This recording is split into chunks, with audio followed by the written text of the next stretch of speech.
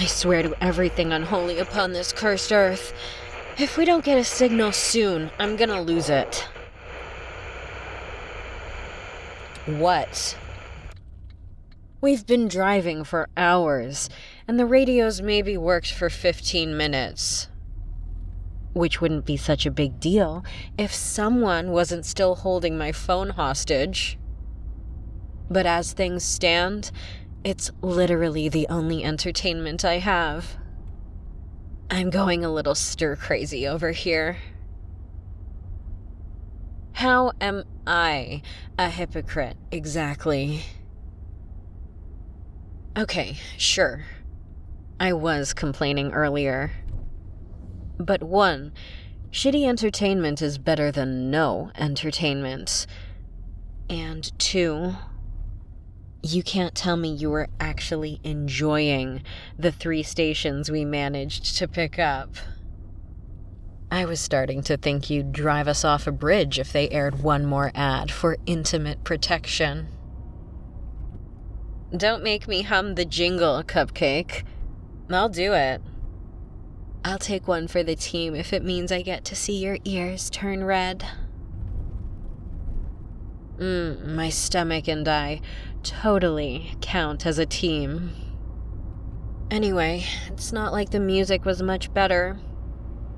Only 3 stations, and somehow I think we still heard "Don't Stop Believing" 5 times.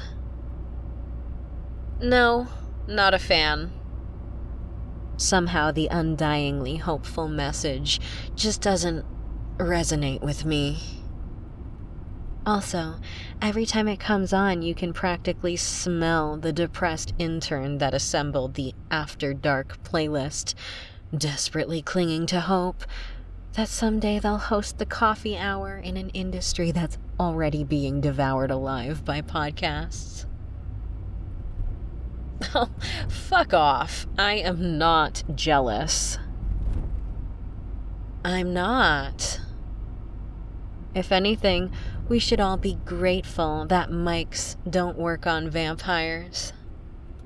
Do you have any idea how many boring hosts we'd have, navel-gazing about the tortures of eternity?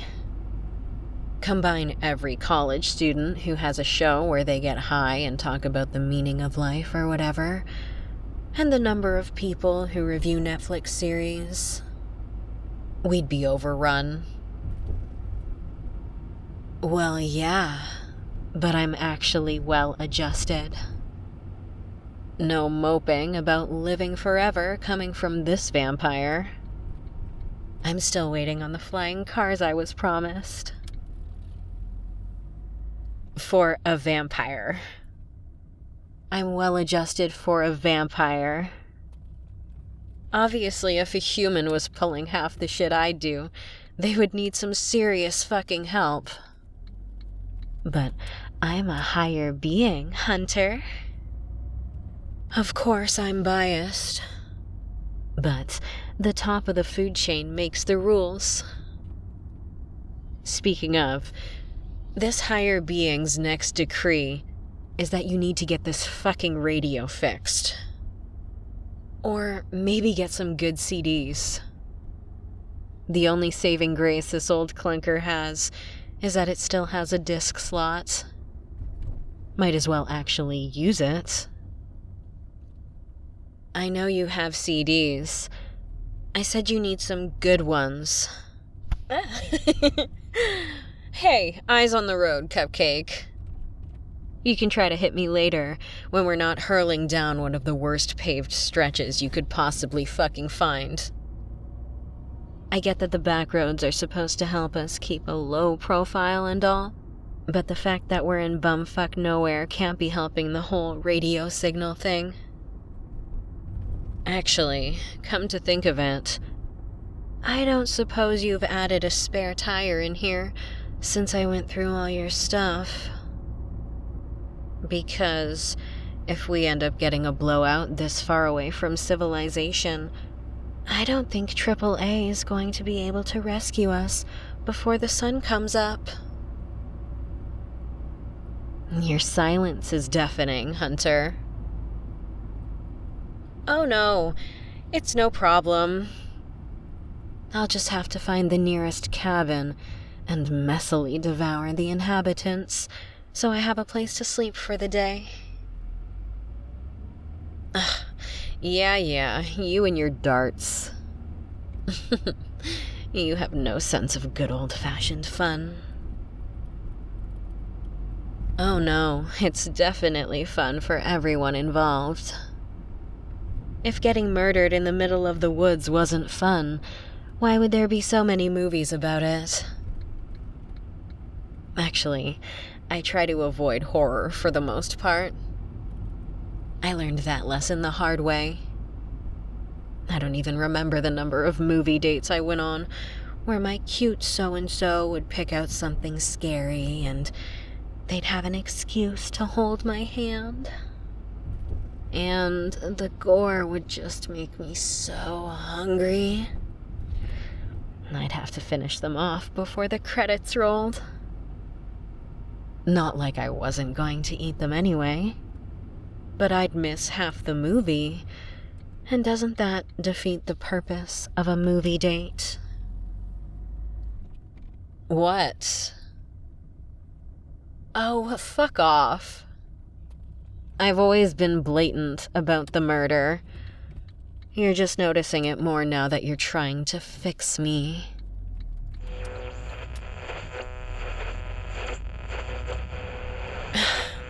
Still nothing. If you're gonna be picking up a new spare tire, which you should, I vote you also get this fucking radio fixed while you're at it. Unfortunately, that does mean we'd be stuck in one place while they did the repairs. And with how old this car is, they'd probably have to order parts or something. I would Google it to get a better idea of how long that'd take, but I don't... I'll stop bitching about my phone when you give it back. Well, then I won't stop bitching. This is a hell of your own making, Cupcake. You alone hold the keys to your shackles. And mine. Seriously, we have to be over the state line by now. Just cut me loose and you'll never hear from me again. Not even a little tempted? Come on. You know this whole thing's just gonna blow up in your face. It's like... I don't remember the title, but... that movie where there's a bomb on the bus that'll go off if the bus slows down? That's basically you right now. I'm like an incredibly attractive pile of C4 riding shotgun. Cupcake, you can bullshit me about a lot of things. But I know that you think I'm hot. There is not a doubt in my mind. Of course, I also know that you're completely repulsed by the whole man-eating thing. So it's not like I imagine you're gonna do anything about it. Speaking of, I'm starting to get peckish. Are we planning a pit stop anytime soon? Not that I'm looking forward to choking down another one of those bags, but it's better than nothing. Oh yeah, sure, I can make it another hour or so. With no music to drown out the sound of your pulse. Every breath flooding my senses with the smell of your blood. Practically feeling the heat radiating off your skin. So close that I could just reach out and touch you. Haha, yeah, I thought you'd never ask. There was a sign for a rest stop in about a mile. Less now. Hey, be glad I'm not human. I'll only ever push for one stop at night. If I were any other backseat driver, I'd be pestering you for bathroom breaks and shit like that. You should probably get something to eat while we're there. The fast food places will be closed, but I bet the convenience store is 24 hours. I can gas up while you grab some snacks. Oh, shit, the exit is right there. What? Of course I saw it first. Better night vision.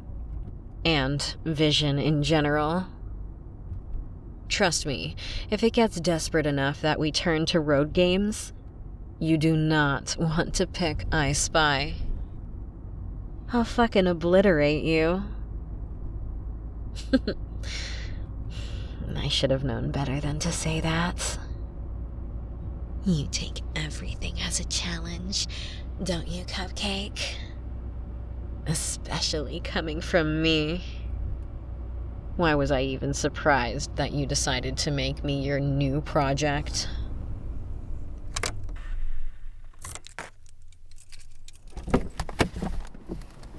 Oh, fuck. It feels so good to stretch my legs. It must be so much worse for you. Not only are you the one driving, but you still have circulation to cut off. You say that, but I can see those jelly knees. Aren't you glad we didn't wait to stop? Yeah. Go grab some food, Hunter. Maybe we could take a break before hitting the road again. Or I could take a shift behind the wheel. If you decide to trust me with your death trap. Oh, the chances we get pulled over are so tiny, Cupcake. And if they ask for my license, I can always just eat the cop. Or enthrall them, sure, if you want to be boring about it. No shoe. Off you go. Get your snacks. Oh, don't forget to swipe me a straw from the slushy section, so I can break into my human Ziploc. No, I'm good out here.